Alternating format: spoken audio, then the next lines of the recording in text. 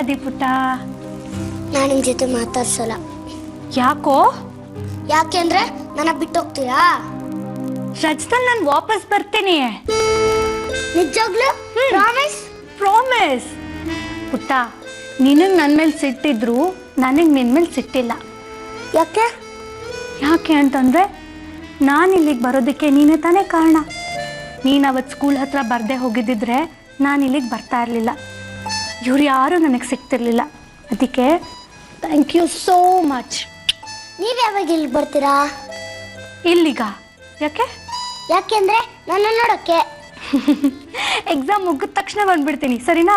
ನಿಜವಾಗ್ಲೂ? ನಿಜವಾಗ್ಲೂ ಬರ್ತೀನಿ. ನೀವ್ ಬರ್ಲಿಲ್ಲ ಅಂದ್ರೆ ನಾನೇ ಬಂದ್ಬಿಡ್ತೀನಿ. ಹೆಂಗಿದ್ರು ನಂಗೂ ರೂಟ್ ಗೊತ್ತು.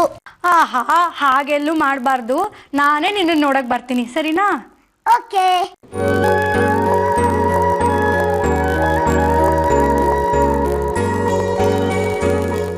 ಆದಿ, ಚೆನ್ನಾಗಿ ಓದಬೇಕು.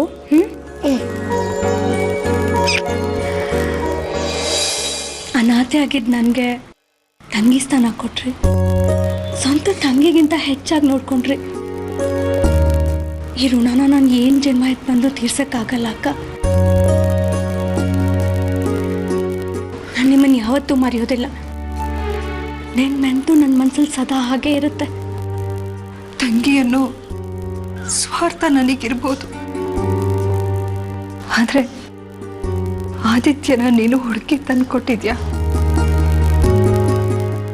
ನೀನ್ ಕೊಟ್ಟ ಪ್ರೀತಿ ನಿಸ್ವಾರ್ಥ ಪ್ರೀತಿ ಕಣೆ. ನನ್ನ ಫ್ಯಾಮಿಲಿಗೋಸ್ಕರ ನೀನು ಎಷ್ಟೆಲ್ಲ ರಿಸ್ಕ್ ತಗೊಂಡಿದ್ಯಾ. ಅಕ್ಕ, ನಾನು ನಿಮ್ಗೆ ಅನ್ಯಾಯ ಮಾಡಿದ್ರು ನೀವು ಅದನ್ನು ಮನಸ್ಸಲ್ಲೇ ಇಟ್ಕೊಂಡಿಲ್ಲ. ಇನ್ನು ನನ್ನಿಂದ ನಿಮ್ಗೇನು ಮಹಾ ಉಪಕಾರ ಆಗಿದೆ. ಮತ್ತೊಂದು ಜನ್ಮ ಅಂತಿದ್ರೆ ನಾನು ನಿಮ್ಮ ತಂಗಿಯಾಗಿ ಹುಡ್ತೀನಕ್ಕ.